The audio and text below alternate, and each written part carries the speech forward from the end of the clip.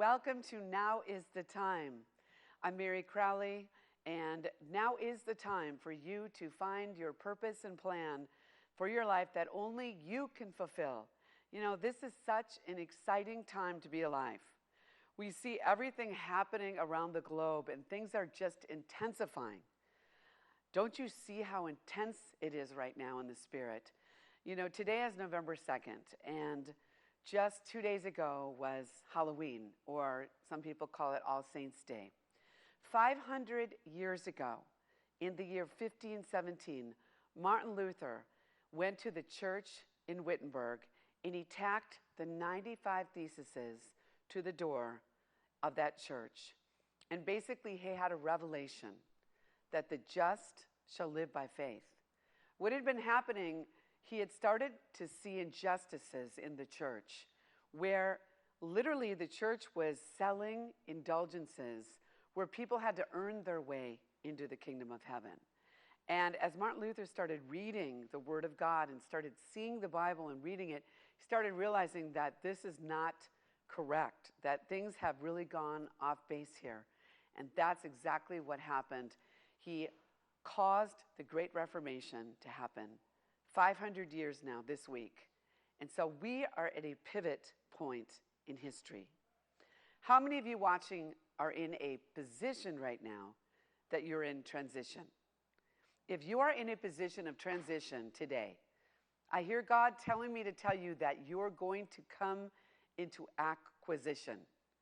You're in a position of transition for acquisition. And everything that has been stolen from you, that you've been robbed from, that the locusts have eaten, that the palmer worm has eaten, that the canker worm has eaten, God is going to restore to you 100-fold. And so I want to encourage you that we are at a shifting time, a pivot point, a moment in history that we're going to see everything change around.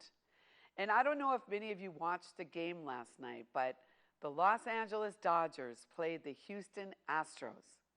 And the Houston Astros won. And you know what? I want to congratulate Houston. You know, you guys have had a major issue in the last several months, 2 months in particular, when Hurricane Harvey hit, you know, the coastline of Houston. And we know that there was many people that died. Houston was devastated, flooding. A whole lot of bad things happened. But you know what? I believe that winning the World Series, the 7th game, I think that this is a sign of God saying that God is going to pour out his Spirit upon the city of Houston. And just as Hurricane Harvey hit Houston, and as we had another tornado hit Los Angeles, we had Hurricane Harvey Weinstein that hit Los Angeles, and we see an eruption of corruption. There was one woman, a couple women that came out, Ashley Judd. You had, Rose McGowan. You had different ones that had really come forth over the last several years and said that this man had done things inappropriately to them. And they were speaking up, but you know what? Nobody wanted to listen. But there came a moment in time that it was the appointed time that all of a sudden God said enough is enough. And Ashley, I think it was the Washington Post or New York Times, I think, that literally wrote an article about it, and it literally the top was blown off of it. And now I think there's like 80 different women that have come out. Now it's not just Harvey Weinstein, Kevin Spacey, Dustin Hoffman. There's different producers, different people in the music industry. It's like people are getting a voice. And they're not afraid anymore.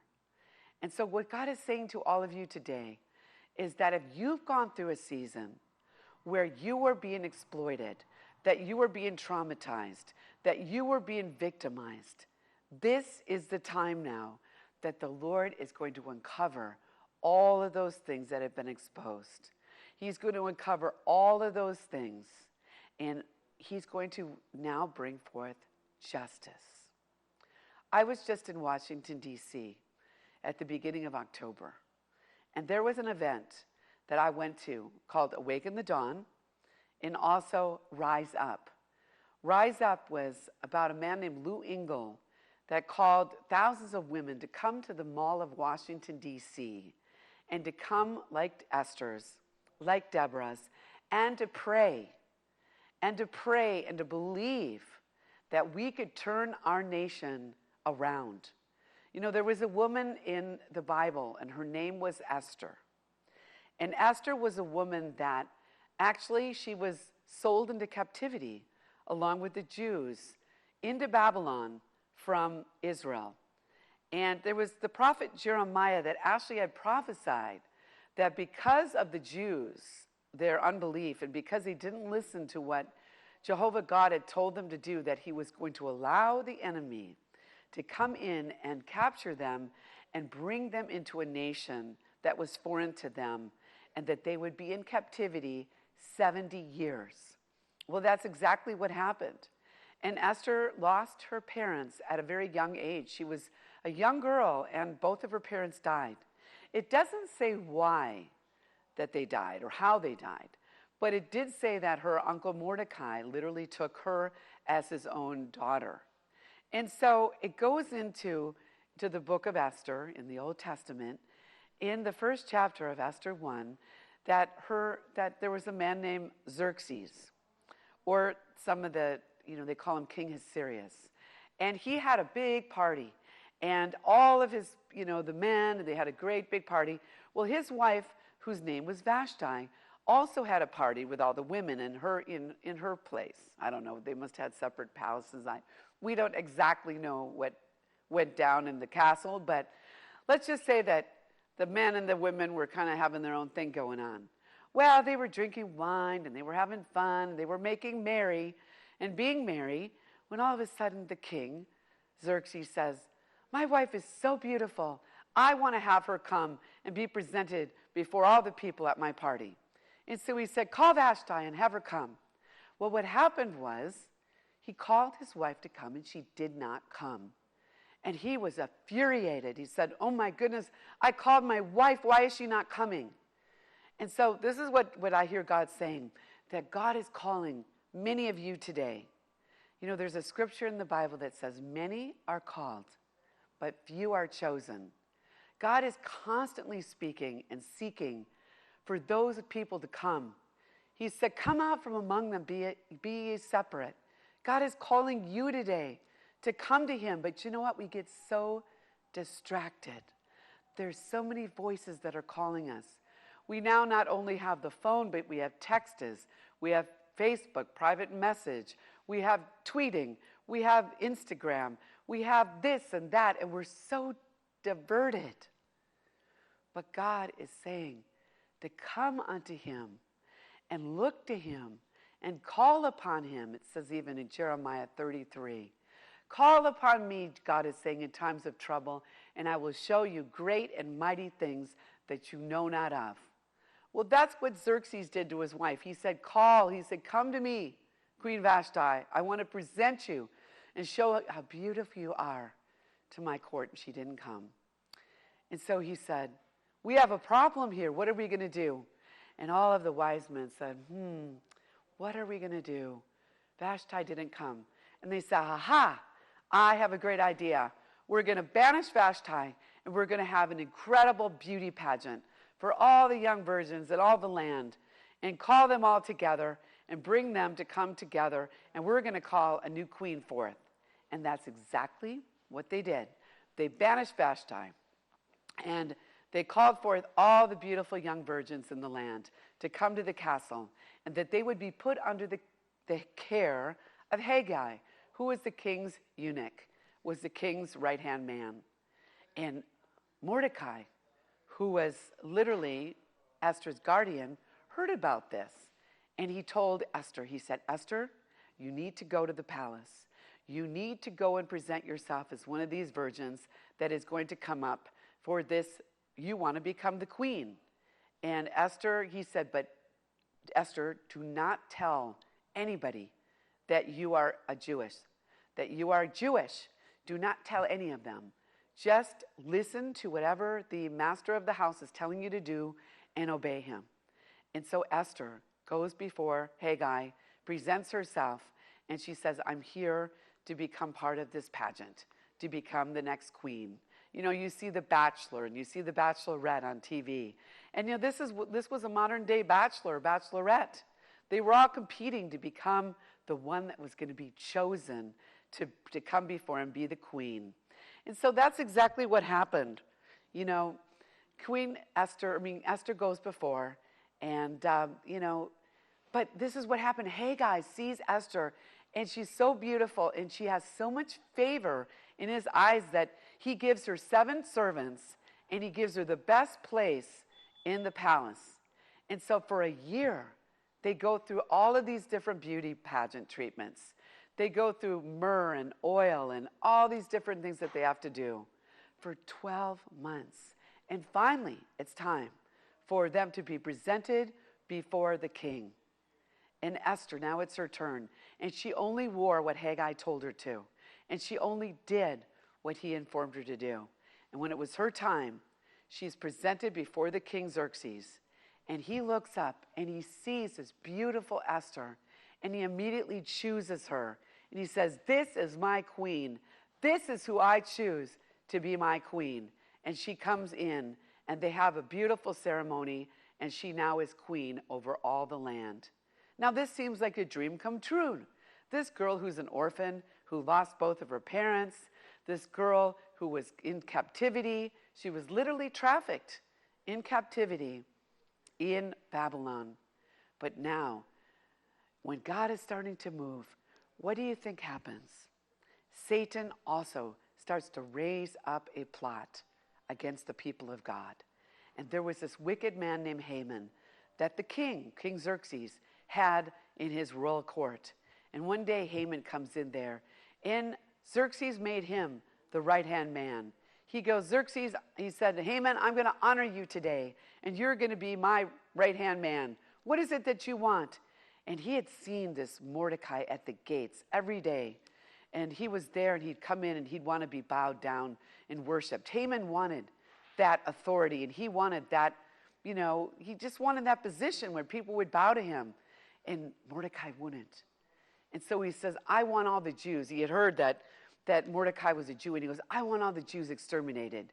And he goes, they're not listening to what you want to do, king, and they're going to one day overtake you and rise up and become more plentiful than your people. He said, exterminate these people and put out a decree that all the Jews in all the land of Babylon are going to be exterminated.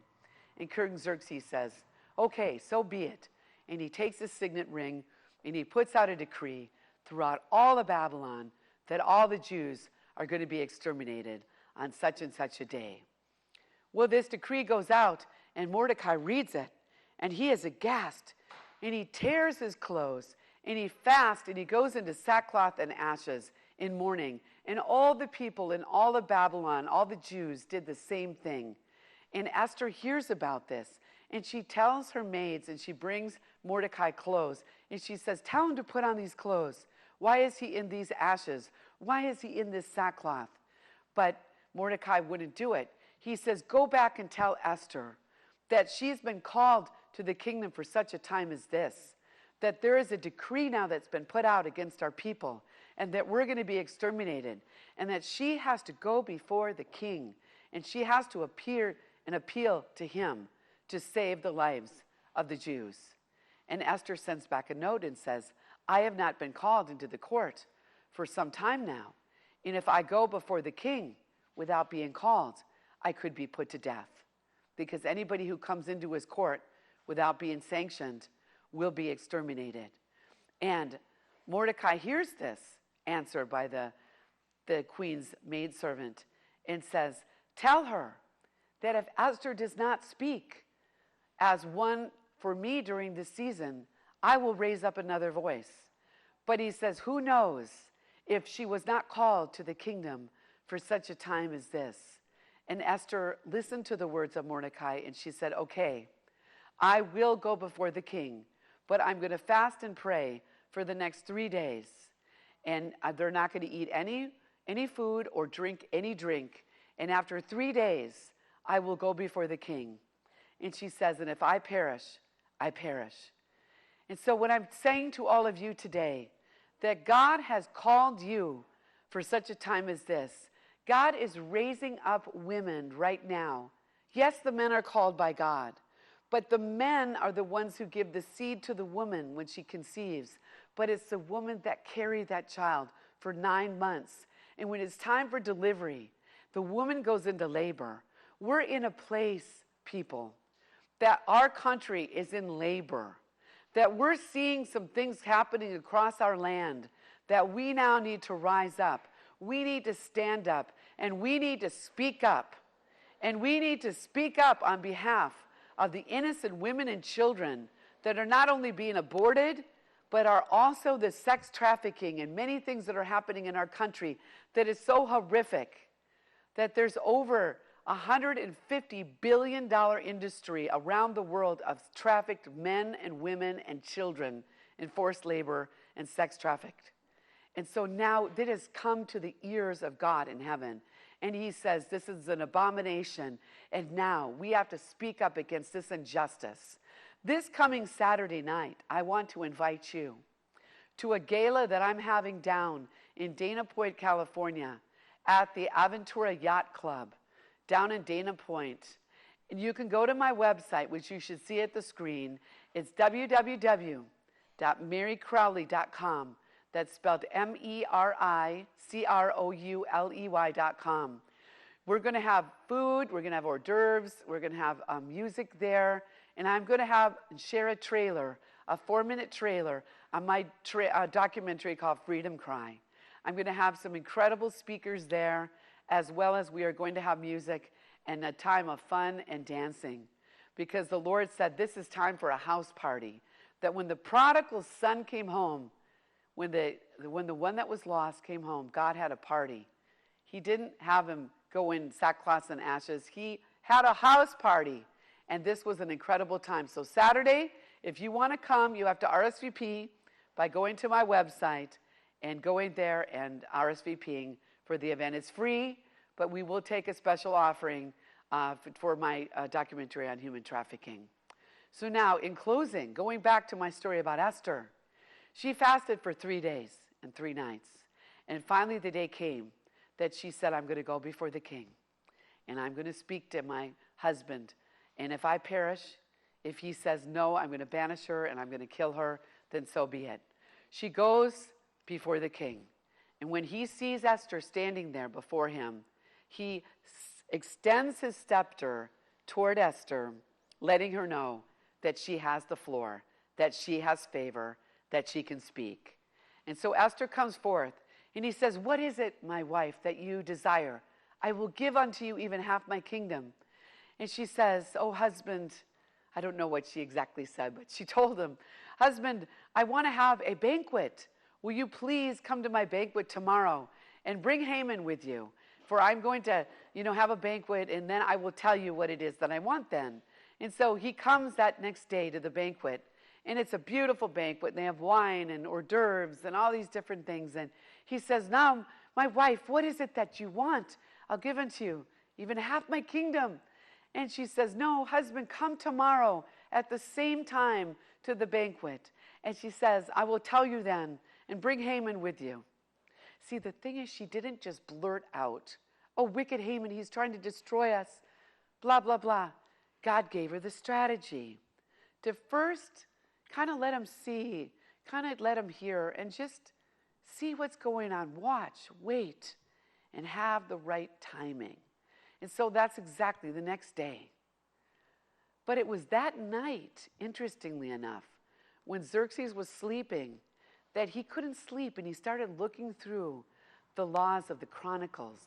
And he saw that Mordecai, Esther's uncle, had actually there was a plot against Xerxes that they were going to try to assassinate him. And Mordecai found out about it, told Esther to tell the king, and they basically found out about this plot about assassinating him, and they actually killed these 2 guys that were going to plot against king. And this king saw it like, oh my gosh, this happened. Whatever happened to Mordecai? Did he ever get credited for this? And he said no. And so basically, Mordecai, he said, okay, go and parade him through all the town, Mordecai, and let him know that this man will be honored. So God actually had Haman the one that was going to overthrow and kill all these Jews, he actually had to go through all the city in this horse, and he had to parade Mordecai around and say, this is the one that king honors. Let me tell you, what actually happened then at that next event, when they came together, he said, what is it that you want? She said, listen, this wicked King Haman is now trying to kill us and all my people. She said, I'm a Jew. She said, you need to exonerate my people and kill this wicked Haman. And that's exactly what happened. The gallows that Haman had planned to kill Mordecai with, they turned everything around, and Haman instead was killed upon. All of his family was destroyed, and all the Jews were exonerated and made to come into a place of such authority. They were able to drive out all their enemies, and they became the heads and not the tail. This, people of God, we're coming into a new time. This is a revolution of righteousness that's happening. Don't be afraid this week, November 2nd, 3rd, 4th. You know, they have a plot this week in this country. On November 4th, George Soros has taken out full-page ads in the New York Times telling people to rise up against Trump. You know, this is tyranny. The people of the United States of America need to stand up and rise up with President Trump, for he was duly elected by the people and the Constitution of the United States of America. What Bueller is doing, and this council that is trying to come against Trump, we need to stand against them as the status quo and say, no, not on our watch. This is our president, and we stand with him. We, the people of the United States of America, stand with President Trump, and we stand with the courts of heaven. And we thank you that if God be for us, who can be against us? So in closing, if you'd like to come to my Freedom Cry Gala on November 4th, instead of an uprising and a revolution against this country and tyranny, come to this Freedom Cry and bring forth a cry of freedom and justice, to bring forth thousands against this cause, to raise up a standard against this sex trafficking, and know that God is exposing these injustices in Hollywood. He's exposing these injustices in this pedophile ring that's coming down in Hollywood. Corey Feldman is now a voice.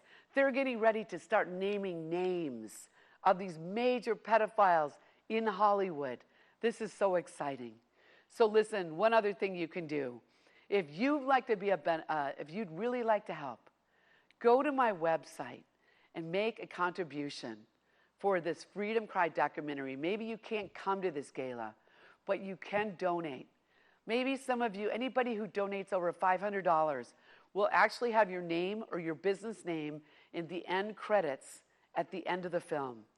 You know, go on to my website, mericrouley.com.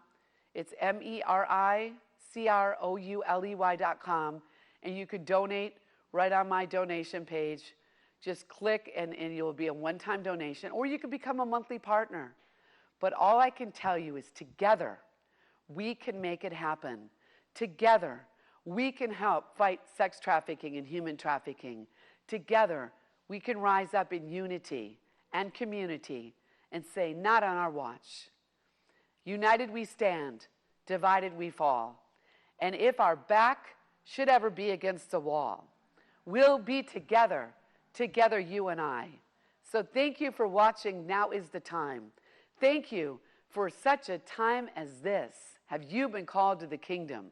Even as Esther, an orphan girl who rose up to become queen of the nation of Babylon, who literally saved her people from extinction, is now known through all of history as a woman who, to this day, they have a whole book of her in the Bible, the book of Esther, and they celebrate the Feast of Purim all over the world on the day in March this year. It'll be, actually it's February. It's every year they have the Feast of Esther. So one woman can make a difference. You can make a difference. Each one of us has a voice. Let us make our voice count. Thank you for making it count. And thank you for watching Now is the Time. We hope to see you next time. God bless you, and thanks for watching.